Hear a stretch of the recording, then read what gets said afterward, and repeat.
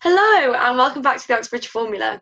So here at the Oxbridge Formula, we offer online and summer and half-term intensive courses aimed at best preparing you for Oxford and Cambridge. You can also check out our website to look at some admissions test prep and interview prep, and also there's some blogs written by students about student life to give you a better insight into what it's like to study at Oxford and Cambridge. There's a link down below in the description. So today we're here with Tang, and it's really exciting because we're going to be talking about Merton College. So hello, would you like to tell me a little bit about yourself?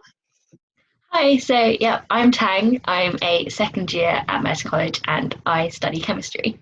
Nice. So I think a big question that people always have when they're applying to Oxford and Cambridge is like, how do you pick a college? So what made you pick Merton? How'd you pick it? Yeah, it's definitely difficult. So I went for the open days. I think I actually went on the September one, not the July one because I missed it. Never mind. So I was one of those people who went round to all the different colleges, trying to just see as much as I could because whilst you're there, I thought I may as well make the most of it. Um, and I actually ended up picking up a load of like random bags. So I went to Exeter as well, and I went to Christchurch. Nice. In the end, I picked Merton. That's amazing. I actually picked up loads of bags. They were quite useful, but yeah. Anyway, so Merton. It was actually one of the last colleges I went to, but for me, as soon as you walked in, they had like music going, people kind of not milling around, but they looked quite chill and looked kind of stressed of people like headless chickens running everywhere. To be fair, that wasn't at any of the colleges, but some you could definitely get a vibe of whether it was busier or not. Um, and yeah, so the front quad for me, that was just a really lovely place to step into to start with. And then getting to talk to the students, they all seemed quite relaxed, very friendly, very lovely. I must admit, they did give out free donuts, which probably was a good perk at the time because I was getting quite hungry by that point. But I think it was just the atmosphere. I quite liked it. Other things, I guess, on walking in from the open day, it was the size of the college, because for me, that's something that matters. I don't like it. I didn't want to feel like there were lots of people to get to know because otherwise I just felt a bit dwarfed. But it wasn't too small either, so that was something else I noticed immediately in walking in. And also the architecture. I mean, everyone's like has got different preferences, but the buildings were just so beautiful. And walking in, I was like, this is quite nice. And it's true in many other colleges, but I guess putting it all together, it did help me pick Merton, but I would like to point out that I didn't really think about it until I actually had to put it down on my UCAS form. I mean, that's fair, yeah. Yeah. I remember I did similar to you with the open days, like I went around loads and loads of different colleges. And I remember Merton was one of the ones I went to. And I think I was so shocked by how big it is on the inside. Like it's like a TARDIS, it doesn't look that big on the outside, and then you go in and there's quite a lot of land to it, isn't there? That's true, yeah. I think in terms of like undergraduates to how much space there is, perhaps there's more space per student for Merton, but I'm not actually technically sure on those ratios. But yeah, it is actually because we have our own lawn as well inside, so not as big as say Worcester with their own lake. Yeah. But it's nice definitely to have your own sort of green patch inside college that you can just walk around whenever. Yeah, it seemed like a really friendly college, and I don't know if you want to talk a little bit more about like the rep that Merton has in Oxford, but like you said, it didn't really feel like that at the open day, but I don't know if you want to explore that a bit further. Yeah, so something that, too bad, I didn't actually hear it at the open day. I only heard it after I applied, and I feel like that's quite common to several people at Merton. But anyway, so we're known as the college where fun goes to die. But I personally disagree, which would be a very typical thing to say.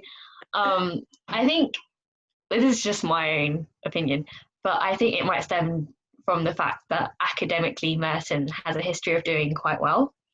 And perhaps we're known for tutors to push us more academically.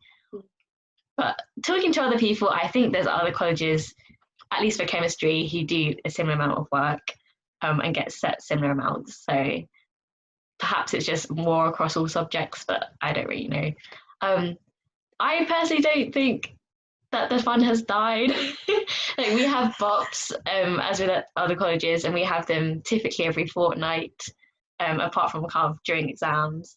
And we actually get to go to, we have like a sports pavilion, which is by St. Cat's, and that's where we host the BOPs.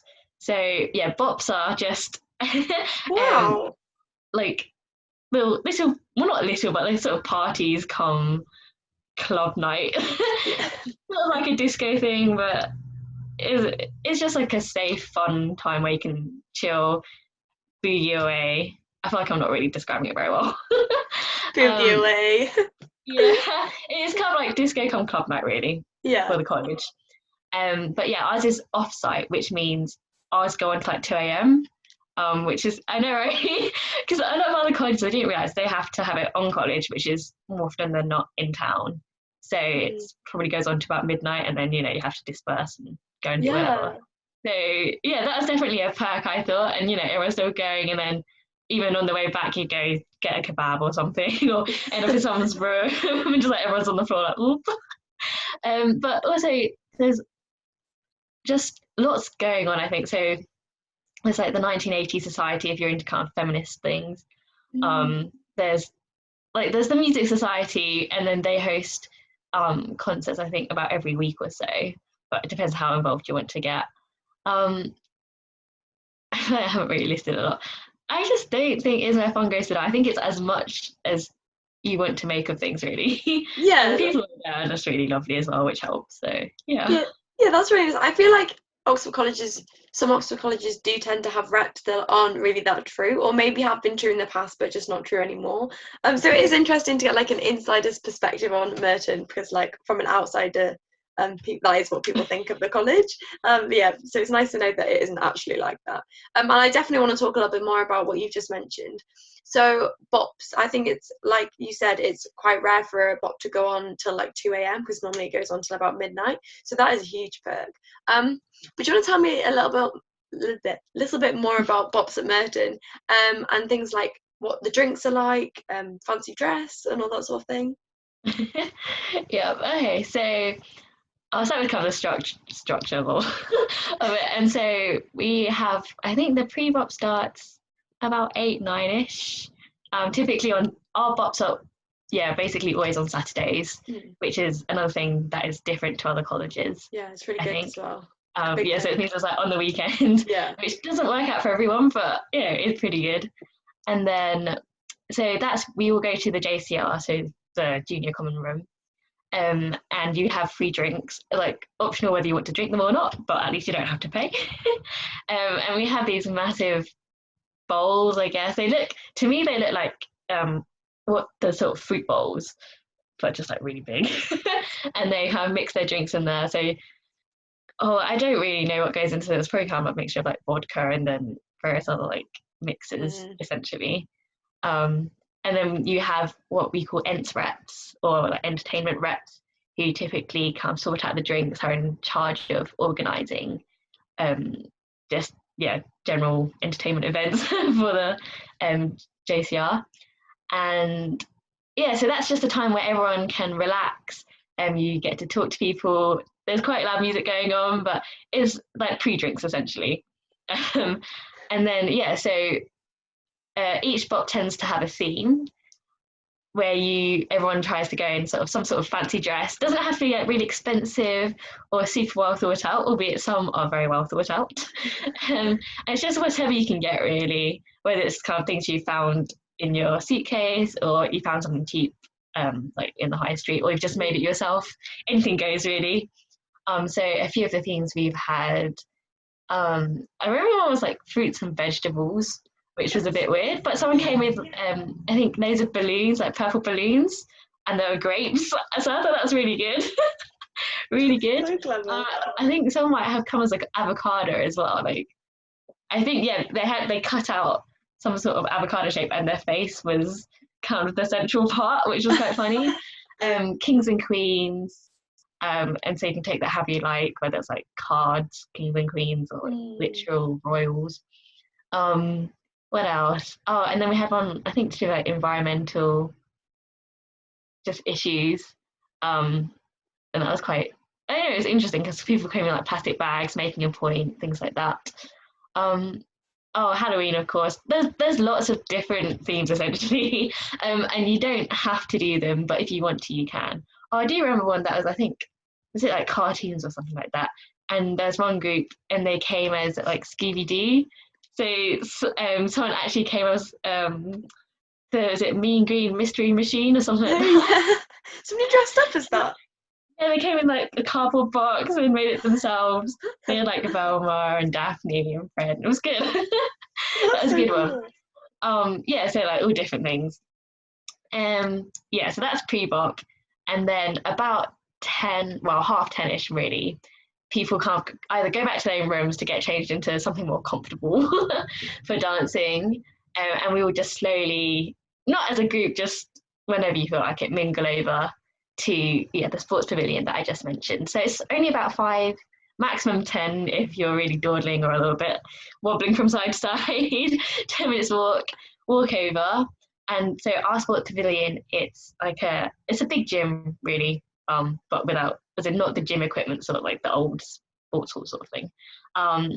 Yeah, and the music's going. There's free pizza for whoever gets there first, because that does go pretty quickly. And yeah, like there's good music playing, and you just can't get down and start to dance, do whatever really. And there's like outside space as well. So there's like some smoke there, but if you just want some fresh air as well, like there's, because it's got the whole field as well. It's quite a nice space to go to. In terms of drinks, actually, like different colleges have different drinks that they're known for, and ours is the Power Pint. I could get this wrong, but it's something like maybe 2 or 3 vodka shots, I think, like a VK, and then some sort of energy drink, and you can get them in different colours. So it's definitely a drink that keeps you going, or at least gets you started. And I know people would have like, you can have like a few if you want, or some people have like 10s during a night, and I'm like, woohoo. But it's, I don't know, I personally quite like them, but they can be quite sweet for some people, but they definitely get you going, put it that way.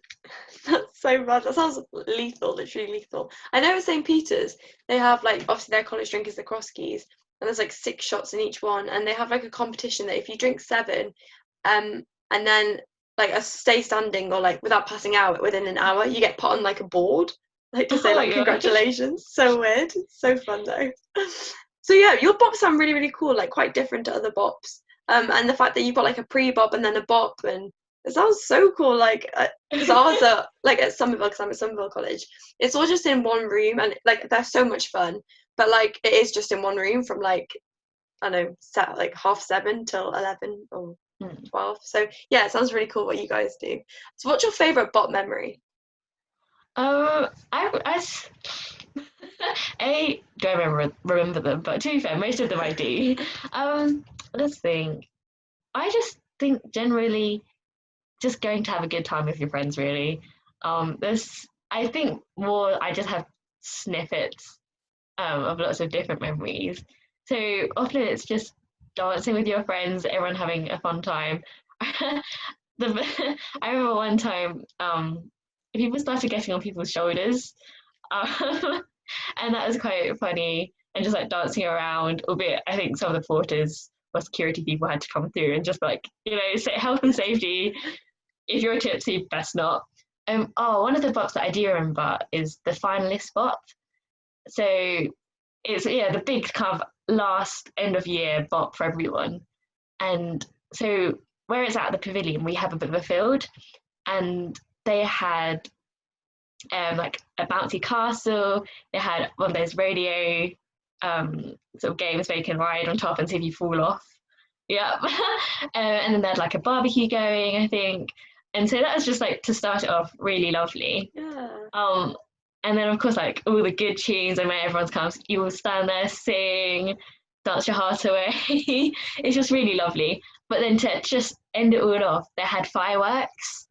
And so Oh. everyone sat down and you were just sort of like swaying and just watching them go off and celebrating the end of the year. That's kind of one of my favourite memories, I think, of Bob. Yeah, that's so nice. It sounds like a really extra special bob because I mean all our bobs at Somerville are like very, very similar, but it sounds like yours can like vary a bit, and that's like really nice that they celebrate the end of the year like that. That's Yeah, really cute. definitely. So it definitely isn't where fun goes to die. It sounds really cool. It's just based on like one night, but still, it's good. It's Yeah. good. So you know your college drink that you mentioned before was the PowerPoint. Is that served in your college bar? Yeah, so it's the Power Pint, Oh, Power and Pint. yeah, that's me being unclear earlier. Yeah, so it's served at our college bar, which I think is open every night. I mean, probably would be. And it probably closes about 11, 12. So people tend to go there either before formals or just whenever in the evenings for kind of a drink and a catch up with their friends. Um, I think the power pint's about £3 ish. That's not bad. So I think yeah, it's pretty good. But obviously like you can get lots of other drinks at the bar. Our bar, I don't know, it's kind of got like wooden benches. Um, it's not necessarily the most fun like glitzy bar, Yeah. but it's just a nice place where you can go to chill out, get some drinks. They've got a jukebox as well, so you can go listen to some music. I'd say a lot of people typically use it before or after formals, as a place to kind of congregate and somewhere in college, which is definitely quite nice. If you can tell, I haven't technically used it that much, but sometimes you will get like whole year events hosted there, whether it's so we had a halfway hall, and so after we had the big meal, everyone goes to the bar, and we had a big karaoke, and that was really lovely. Halfway hall, Oh. by the way, is kind of celebrating halfway through your degree, and then we also used it for more official things like room ballots. So it's just like a place to meet, really. Um, yeah, it's a nice place. I think just chill, relax, and a different place where you can be. Yeah, that's really, really nice. It's nice to have that social space to go to, I guess, after like a long day in the library or whatever. And like before and after formals, because you're always on like such a high after formals that you don't want to like go right to bed or like go do some work. So yeah, just chill out in the bar is like a really cool thing to do. And so if that's like quite a big social space, do you guys use your junior common room a lot, so JCR, and which is basically just like a room in college for the undergraduate population? But do you use that a lot? I think the JCR it's used every week for those kind of general meetings. So it's Yeah. like optional whether you want to go to. I feel like it's kind of the student council of your college, really. It's used for pre-bop. We have a ping pong table, which is used by some people. I'm not very good at it. I mean, I've used it for when I stayed at like open days and things like that, which is quite fun. You kind of sit and play. We also, so I feel like the JCL, sometimes people do study there as well. I wouldn't say it's like a library environment. Some people just prefer the space, Mm. their own personal preference. We actually have a TV room, which has, I think they've got a Nintendo Switch now. Yep, they do. Because I Oh. played Mario Kart on it. And that's like a separate room to the JCR, which is smaller, but I think in that way it's cozier. And Yeah. people have hosted kind of film nights there on the TV. So that's really lovely. We also have a games room, which I think it's got a snooker table, um, foosball table, I think, and like darts. So that's another room. Typically, it's used for the snooker table. Was it a pool table? Sorry, I don't know the difference. Whoops. So yeah, so we've got kind of lots of different social spaces, I think. So the JCR is used somewhat, but not all the time. That's really cool that you have like three different rooms. Like, like that's quite rare for a college too. So that's like really cool. Because our JCR is just one room, and I guess it has like a pool table and like a TV and stuff. But it is just one room, and it's not that popular really. So it's cool that you guys have got different rooms Yeah. to go chill out in. And I suppose like it isn't all like fun in college. And like obviously at Oxford we do have a lot of work. So we do spend quite a lot of time in the library. So do you want to tell me a little bit about your college library? Okay, so we actually have two libraries. um, Wow. yeah, I know, right? Well, hey. So we have one that's, I think it's more humanities, so it's got things like music. Well, okay, that's the only place that I've really looked in there for. But I just feel like it's typically used more by humanities students. And that's inside the college.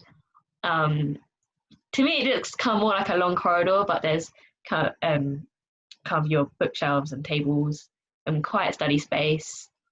And it's got its own like printing facilities, computers that you can use. Yeah, so we call that the mob library because it's in the mob quad.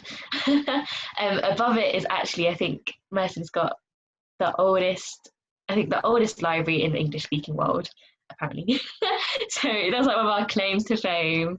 Wow. And that's above that. So every few times during the year, you're actually allowed to go in and have a tour around the like that oldest library, which is really cool.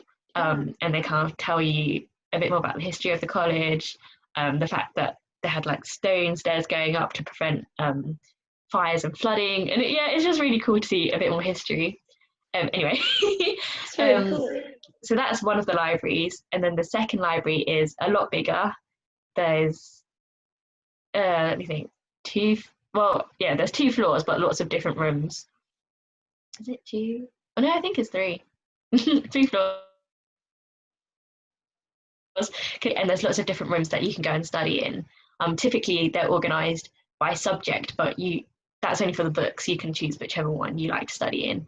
And that library is actually it's opposite the lodge. So if you look on Google Maps, it looks like a old haunted house building. But inside, it's one of those kind of classic Oxford libraries, I think, with the dark wood, loads and loads of bookshelves. And then, so you can have tables where you can fit about, I don't know, 6 to 8 people around them, as well as just kind of individual tables. And it's all it's just lots of different areas inside, which is really lovely. And that's the one that I typically study in because it's both got the science books, and I just like that sort of old Oxford environment. There is also a group study room actually where you can talk inside, because typically most areas are meant to be silent study. So it's nice to have a designated room where people are actually able to go and discuss things, which I think is really good. But of course, if there's no one around and it's just you and your friends, often you will just kind of chat in your study breaks and like kind of study alongside. So yeah, it's good. I think there's a lot of study space in Merton. Yeah, I remember going to the Open actually and like walking across the road to go to the separate library that's like across the road, and it's a really nice library, like a really nice place to work. But if that's off-site, does that mean, so are any of your college libraries 24/7? Yeah, that's the thing. So no, our college libraries, despite our reputation, aren't actually 24/7. They shut at 2. Technically, I think the computer room so the library across the road, it's called OWL for short because it was the old warden's lodgings, where warden is kind of the head of our college, which is different at different colleges. So that's something else. So the computer room is meant to be 24/7, but apart from that, the porters do come around and they're meant to lock the doors at 2 a.m. So at that point, I mean, most of us are probably tired enough by that point. I think rumor has it that they originally did it to try and help our welfare, so like go to sleep people. But I think 2 a.m. is normally late enough. Sometimes you just have to leg it over to print something off that you need for the next day, but normally it's fine. Yeah, I mean, I suppose like it is a great perk having a 24-hour library for some people because they will just sit and write an essay all night. But I think for the majority of people, like I know I've never worked later than 11 p.m. So yeah, 2 a.m. is like a fine time to close. And then I suppose that with all the work, like it's really important to eat good food to like keep you going, because I know that on long days the things that keep me going is like, oh, I can't not wait for my tea tonight, like it looks really good on the menu. So what is food like in hall for you? Yeah, so I typically go for college lunch. I find that kind of one college meal a day is enough for me. Okay. But Merton offers kind of, there's breakfast, I think that's 8 till 9. And that's typically with a DIY breakfast as opposed to a like big English breakfast. Okay. And then what do you mean by DIY? Yeah, so just like your own cereal, yogurts. You can like boil your own eggs. Oh wow. Yeah, so I don't technically make those ones because I'm one of those last minute rush and go people. Yeah, same. Before lectures at 9. But yeah, I know quite a lot of people go and it's like starts their day off, gets them off to a good start. So that's good. Yeah, college lunch for us, that's 12 to 1:30. And I think college lunch is typically just under £4. I'm not sure how prices will vary, but that's roughly how it is. And I actually think it's really good value. So it's in the hall, which is, it does look like one of those kind of Harry Potter halls. They have the long dining tables, benches, sort of, and that's like dark wood and the big ceiling. So I remember the first time actually going to eat, and I was just like, oh my gosh, I'm actually like sitting in one of these like really old halls. But it's something you just get used to over time. And then so you go to the hall, you swipe your bod card, and ours works as a kind of top up pay as you go system, which I think is quite good. So you don't have to go if you don't want to, but the money, you can put as much money as you want onto your card. You're kind of not held back, or you have to use it if you don't want to. And so you go in and then you pick what main you want, and it's like the classic canteen. They give you a plate and they serve you up whatever meals are going. And typically there's at least 2 to 3, I think, different choices you can have. I think we always have a fish, and then there'll be something vegetarian probably, and then whatever other main they have. One of my favorites is salmon, actually. So I think they do salmon really well. And so I quite enjoy that. And then you walk into the hall, grab your cutlery, and we have a salad bar, which is really good. So, and it's always like there's the staples, but often you can get kind of cuts of meat, some sort of, or like chicken bites, chickpeas, I don't know, and then like salad, lettuce, tomatoes, cucumber, cold pasta. So that's really good, and you can grab as much as you like, because once you pay at the beginning and it's one set price, for the whole lunch, and then so once you go and you grab as little or as much as you like. Now I'll put my plate down, but there's also like a dessert kind of section, which they keep refilling, so don't worry about missing out. Albeit sometimes they refill with different things, so it's always worth going up to check after, see if there's anything else you like. So kind of cookies, cakes, sometimes things left from formal, which can be quite nice, like fancy mousses. So lots of yummy treats. And then there's also soup that you can get. So you just serve yourself that, because it's in a vat, that you just help yourself. And there's fresh bread as well that you cut yourself slices of. And then next to the dessert bar, there's also a fruit stand, so you can take bananas, apples, whatever else you like. And then on the tables there's water that you can help yourself to. So for about just under £4, I think that's really good value. Really good value, yeah. Wow, definitely stocks you up for the day to go. Yeah, because in some of it, like, it is well priced, but you pay like £4 something for like a main meal and 2 sides, like maybe like a burger, then chips and peas, and it'd be like £4.35. But then if you wanted salad on top of that, it'd be like an extra £1, like a pudding on top of that, an extra £1, and like you pay at the end. So it's really cool that you just pay like a set price beforehand and then just eat whatever you want, and like however much you want. Like, that's really cool perk. And then what about dinner in the evening? Is that similar? Yeah, so dinner, I think our dinner's quite early, but I can't remember the specific time. It's probably still around 6ish though. Okay. And that one I don't go to as often, but it's not quite as buffet style as lunch. So it's same sort of system. You go and get your main meal, but I think in the end you can just help yourself to a dessert, and then that's all there is to dinner, really. I think dinner for some reason is slightly more expensive as well. So maybe about £4.50, just under, I think. Still good though. So yeah, I mean, compared to going out and having to get that sort of meal outside is a lot more expensive. So yeah, I think generally food prices inside college are quite good. So that's just normal dinner. But then of course you have formals at Oxford, which is everyone can't. You dress up a bit. At Merton actually, formals I think is you kind of go in a shirt and a smart pair of trousers or whatever equivalent of that you want to choose. Doesn't I think full suits are nice, but you don't have to wear it if you don't want to. And then we have to wear our gowns on top as well. So formals are one of those classic Oxford experiences where you go in with your friends. You can go just for dinner, but it takes a bit longer because it's a fully served meal. So initially you go in, and then when they hit the mallet, or I've heard there's definitely a better word for that, but they hit the mallet, and then everyone has to stand, which sometimes people get caught out on, but never mind. And you have grace, which is read in Latin by someone at the front, and then after that you can all sit down and continue your conversations, which is really lovely.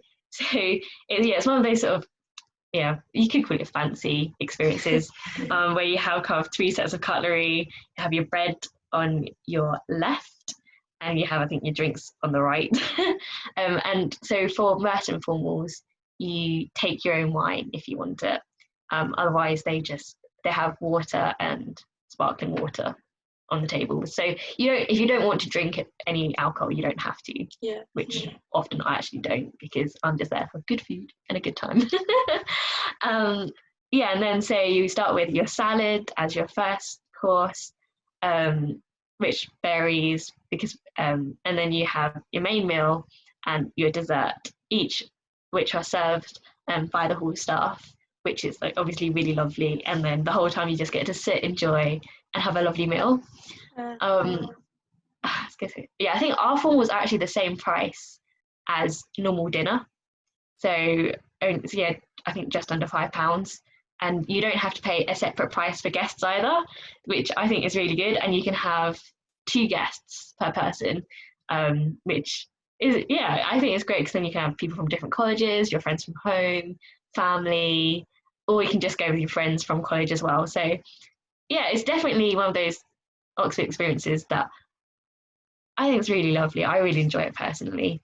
And of course the food tends to be really good. One top tip is the vegetarian platters are often larger than the main meals.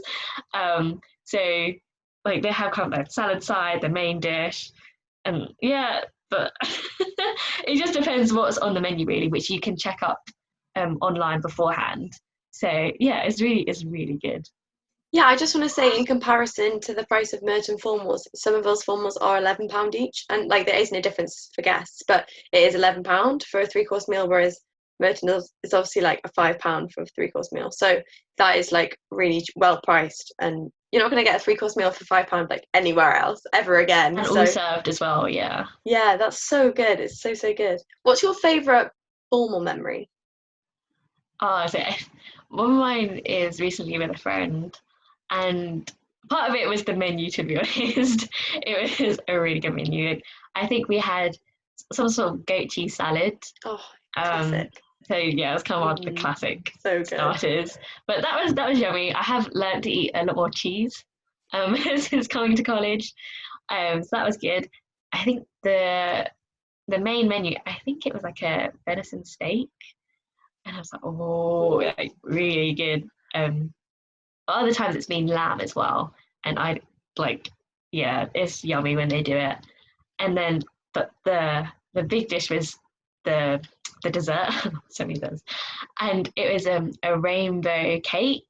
So it's like 7 tiers of different coloured sponges, and then with just like white icing on top, and it looked so professional, and the cake was actually very yummy. Not only did it look good, taste good, and then I only went with one other friend actually that time, but it was kind of combined with the food and having such a lovely conversation. One of my favourite formal memories, definitely. Wow, that's so cool. That pudding sounds insane too. Oh, that's so nice. Yeah, formals are such like a nice occasion because like I always say to my friends, like we really need to savor these moments, because like I said, we're never going to get this opportunity again, and it's such a unique experience. So yeah, we are very, very lucky. I agree. And talking of the rainbow, oh no, go on, what were you going to say? Yeah, so I mean, this is just like very random, but I think also on Thursdays, like Merton does like curry nights. So instead of a formal, you all go down and they have everything on platters, like in the centre, and you can help yourself to as much as you like. And that's just another thing that I've really enjoyed that I only found out about this year. So yeah. So is that in the evening? Yeah, so I think it's instead of the formal, they have like Thursday curry night. Oh, that sounds so good. Sounds so good. So it sounds like the food like really helps to keep your guys' welfare like good. Yeah, and sort of to keep you positive throughout the week. But what other welfare measures do your college have in place, or does your college have in place? So I personally feel that Merton has a really good student welfare system. We have, so I guess your first port of call, we have welfare reps, which are student, like you vote them in during that at the end of each year. But so far, I've always found them to be really lovely and really supportive. So the welfare reps, not only are they there just as general people to talk to, and they host weekly drop-in sessions so that you can chat to them about whatever. They also host events such as during fifth week, Oxford has the thing called fifth week blues, where it's just past halfway term and you're starting to lag a bit, things are getting a bit hard, you get a bit tired, but they host a whole week of events, such as kind of free D&D trips. That's trips to the local ice cream parlour, so you can all trip down and have a lovely free scoop of ice cream, kind of animal visits, arts and crafts, sort of, I think they once did mug painting events. So it's all just wholesome, lovely events to take your mind off things and for you and your friends to go down and enjoy. And typically you don't have to pay for these events. It's funded by the college, essentially. And so they're really lovely, and they do a lot to make the college such a lovely place. We also have, I think, peer supporters or something called similar. And they're people who are also have volunteered, I think, and they've been trained to talk to students about issues if you ever want to go to them. And so like their faces on lots of notice boards with their contact details if you ever want to talk to them. Above that, I think we have, I think, is it called the chaplain? Not entirely sure what they're called, but basically there's like lots of staff above that who are also meant, or who are there for you if you want to talk to them. I would say check out the website because they've probably got lots of this sort of thing. We also have our own counsellor, or if we don't have our own counsellor, I think Merton will pay you to go and see counselling, which I think is very useful, really, and it can get you fast tracked as well to see a counsellor as soon as necessary if that's what you require and that's what you would like. I think a lot of it does come down to the student body. I've found that lots of people at Merton are very supportive, very friendly, and willing to talk to you about or to support you if you need it. For sure. And everyone's always looking out for each other. So there's lots of kind of people pitching each other things, like little pigeon being kind of your own. It's like student mail, essentially. You'll have your own little mailboxes and you can just leave chocolates, little notes, things like that inside. So I think there's a lot of support in the student community, which is really lovely. Yeah, I'm trying to think what else there is welfare related, but I think Merton does look after its own very well. That's really, really nice to know, because Oxford can be quite a stressful place with a workload, and welfare can make all the difference. And just knowing there's somebody there that you can message is just like such a nice thing to know. And I guess you said that it's like a really, really welcoming community. And would you say that it's quite a welcoming community for all? Is it quite like a equal, diverse college in that sense? So I think in terms of the actual kind of statistics, I don't think it's necessarily as diverse as it could be. Okay. I'm not sure whether that's down for whatever biases there may be. But the people within it are definitely very open. And also I think there's a lot of willingness to talk about issues and discuss things. And they do want to, because recently I think the college did put out a statement on like the BL movement, and they want to kind of improve what we have currently, because I think it is lacking in that area. But so I guess that hopefully there will be a move towards a more kind of inclusive, well, not inclusive, because I think when you get there it's generally okay. Well, that's how I found it personally. But yeah, just I guess in terms of applications and actually allowing people into college, hopefully it'll become more diverse. In terms of so like LGBTQ plus, there's I think there's a Merton Society for that as well, and I think that is quite strong. Or they have got I think they've got their own Facebook page and things like that, to support each other, and they've got their own community, which is very lovely, I think. And yeah, whilst I'm not like, I don't really actively participate in it, you can't do see things coming up on Facebook because your friends are involved, and I think that's always great to see. Yeah, that's really nice, because I mean, what I found coming from where I live to Oxford is that it is a much more diverse place than where I'm from. But also there is a lot still to be done, and I think it's really important that the university are like forming initiatives to try and increase diversity across the university. I think that's a really nice thing, and I think it's really nice that the students are also really inclusive of everybody. And like, I think it's really opened my eyes coming to Oxford to see how lovely people can be with each other, like irrespective of your background. So yeah, I think that's really, really nice.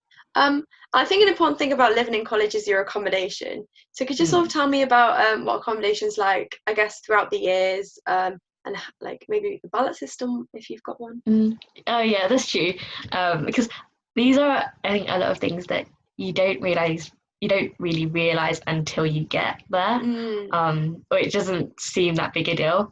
So at Merton, all your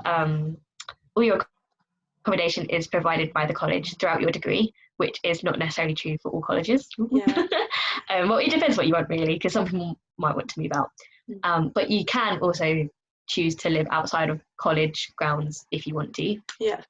So first years you stay in college, and Merton itself has 5 quads. If you go on their website, I think there might be like a virtual tour thing that you can go on.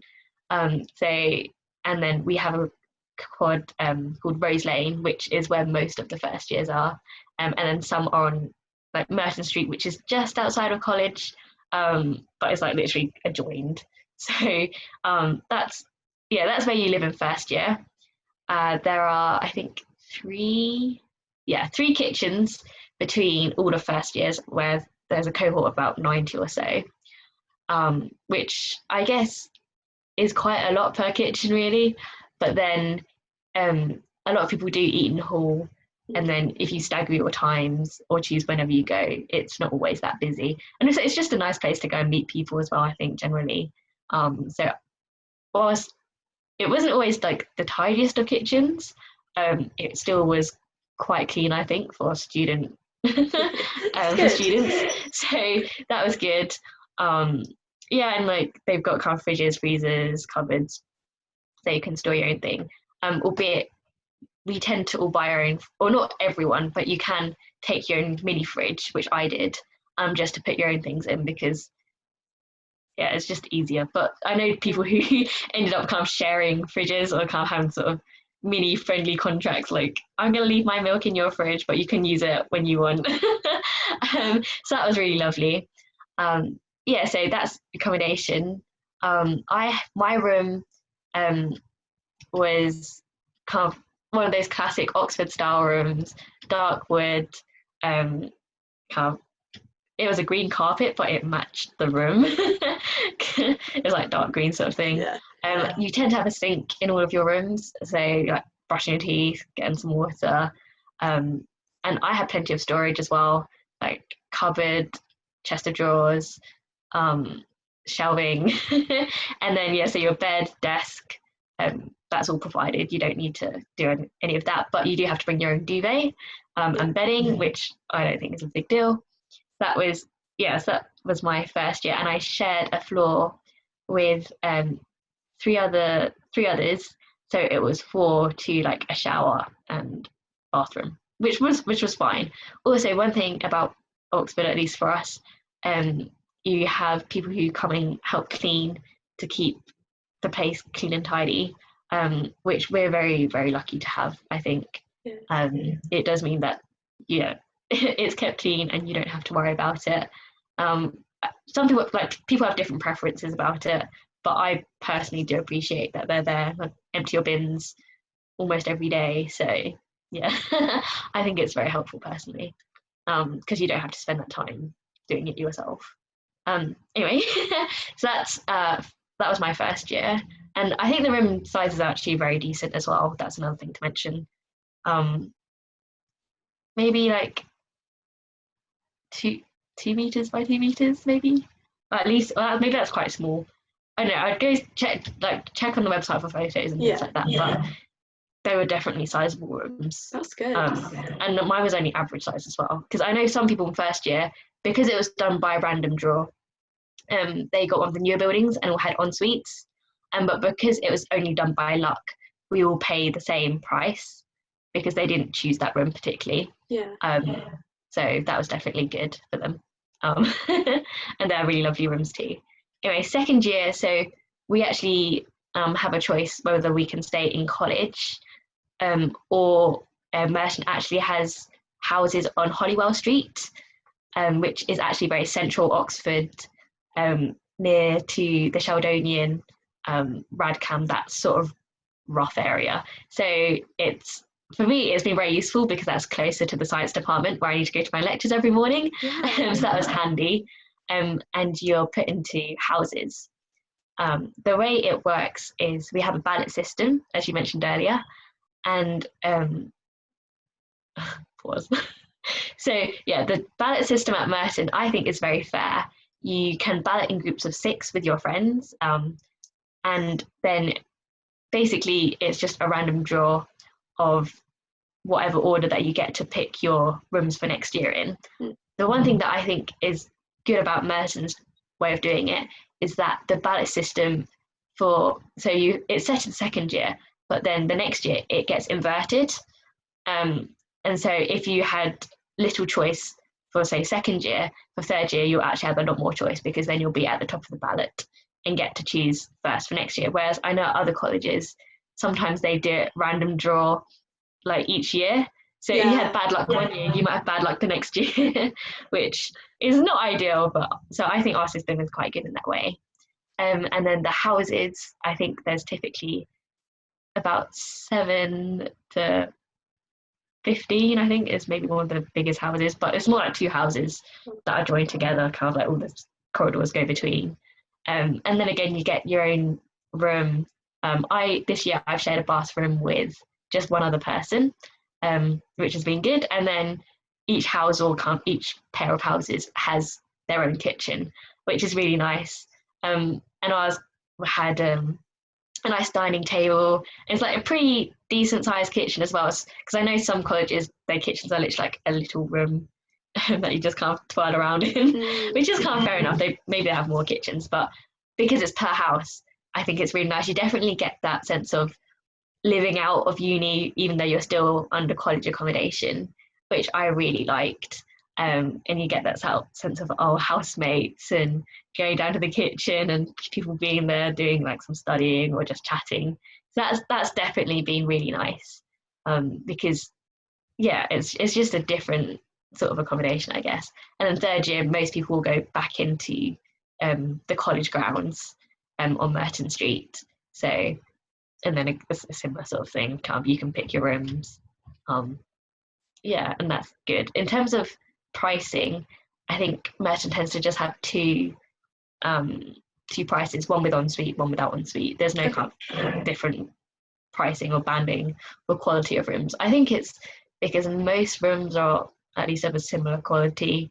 Perhaps size-wise it differs, but I guess not enough for them to deem the price change.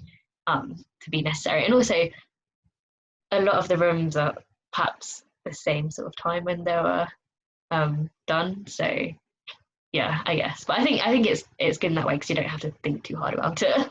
Yeah. Are the houses similar price as well, or are they more or less expensive? They're all the same price. Okay. So like, yeah. That's really cool. That's really cool. And also the fact that you have that many people in a house. So I suppose you still have like loads of social interactions. It's not like you're in a house of like 3 other people and like they're the only people you ever see.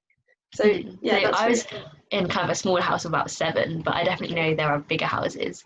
So yeah, that was definitely really good. I was gonna say something. Edit this out. Yeah, I will do. Oh well, never mind. It'll come. So a couple of questions that I find are quite interesting just to like compare between colleges. So what do you think is the college that's most different to yours? Ooh. I'd be tempted to say like Christchurch. Oh, how come? Um, Because that's like really close to Merton. You're like, yeah, I just feel like it's probably a lot bigger. yeah. I don't really know really. I feel like that's one of my main reasons. I mean, maybe potentially reputation, but I don't really know. What would you say the reputation of Christchurch is then? That makes it quite different to Merton. Oxford. No, I don't know. I wouldn't recommend going on Oxford, by the way, before you come. Like, it's just full of weird stuff, or like kind of college related. Yeah. Let me think again in terms of like perhaps some better reasoning. um, I don't really know, to be honest. Okay, right, let's go. I think all colleges are actually quite different, and they each have their own perks. So picking one to be the opposite for me is quite difficult. Because in terms of size, then I'd say kind of Keble, Worcester, Christchurch, especially in terms of grounds as well. Or St John's, they're quite different because they've got lots of different quads from different ages, and they've got a lot more ground as well. I think biggest biggest college going. So yeah, if you fancy that, then they've also got a lot of money. So yeah, if you're looking for kind of funding and things, then maybe that's some place to look into.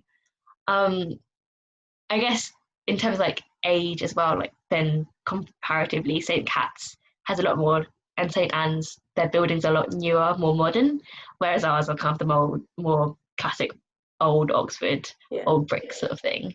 So I feel like I'd go more based on those factors in terms of opposites. Because I think each student community, student body is very different. And everyone's just really lovely in general anyway. So it's just wherever you find it feels natural, I guess. Yeah, I agree. Because like for some people, the older colleges does work nicely for them, whereas some other people want more like modern colleges. And I suppose wherever you end up, you are just completely in love with your college. Like most people turn out to be diehard fans. Like I'm like such a diehard fan of Somerville, and if anybody says anything bad about it, I'm like, I will hit you. Like step away. So yeah, I think it's important to note that you will love whichever college you end up in. But it is nice to have that initial choice, and like to go around colleges and have a look at the different types there are. Yeah, definitely. And if Merton wasn't a college or didn't exist, which college would you have applied to? Ooh, another one. I don't know, because I could answer. I picked based on, say, location, size of college. Yeah, I think, and then just kind of going by how it felt to talk to the students. I didn't, in terms of kind of tutors and academics, I didn't really look at those when I picked college. Yeah, so in terms of location, I wanted something that was quite central. And for me, Merton is central enough, but it's not kind of like Balliol, where it's completely surrounded by all the hustle and bustle. It's just slightly south, so it's like not out of town, but it's not on all the busy roads. Yeah, it's like on a street behind the busy roads. So you're literally right there, but you don't have loads of cars going past and things. So it must be quite exactly. nice. Yeah. So that's something that I was looking at. And also, because I quite enjoy music, I wanted somewhere close to the music faculty. Okay. For things like rehearsals, I thought, you know, I don't want to have to trek too far to try and get there. So that was something I wanted. So maybe if I didn't apply to Merton, maybe I would have ended up applying to Christchurch, really, because that's kind of south. But then it's quite big as well, so that was something that I didn't particularly vibe with. What about Corpus Christi? Because that's quite small, or is that too small for you? See, that was the thing. I felt that was too small. Yeah, fair. It's just whatever suits you. I felt maybe I would have ended up going for, like maybe St. Peter's or Pembroke. Okay, yeah. Not that I don't really know, to be honest. It was at the time a very sort of haphazard decision of where did I remember and what just felt comfortable at the time. Because I remember when doing the Newcastle one, it was literally just one drop down box, and I was like, oh. And it seemed kind of, even though I only went in September, that it was a long time that I'd seen the colleges, kind of going to school and all that. I do feel like a lot of it is sort of just kind of gut feeling, and if it's not even that, then you just go with it and see what happens. Just go with the flow. And like the way that the system works is that even if you apply to a college, you could be pulled to another college, which means that if they don't have enough space for you at their college, they'll recommend you to another college. So you could literally spend hours and hours and hours making like charts and graphs and things of which is the best college for you, and then get pulled to a completely different college. So don't stress too much about college choices, but it is nice to have an idea of what you want in a college, I think. Yeah, definitely. Yeah, I think also, I guess if it's important to you, also look at funding and kind of grants and things like that. Yeah, definitely. And accommodation prices, because those vary a lot between colleges. Yeah, that's really, really true. And I guess the more rich colleges are nicer with that, I suppose, have cheaper priced accommodation, maybe. I mean, I don't know if that's a general rule, but I know that they'll be able to subsidise it a little bit more. And I know things like St. John's, which is the richest college, has like free laundry and things like that. So I suppose it's worth just looking out for little things like that. But I think you love wherever you end up, really. Definitely. I think so. Like, you just end up being a fan of your college. Yeah, a die-hard fan. That's what I always say. Oh, well, it's been so lovely talking to you today. I've learned so much about Merton, and it sounds like a really cool college. And hands down, my favourite thing about Merton is the bops. They sound incredible. Sounds so cool. So yeah, thank you so much for being here today. I really appreciate you talking to me about it. Good. Thank you. Bye. Bye. Bye.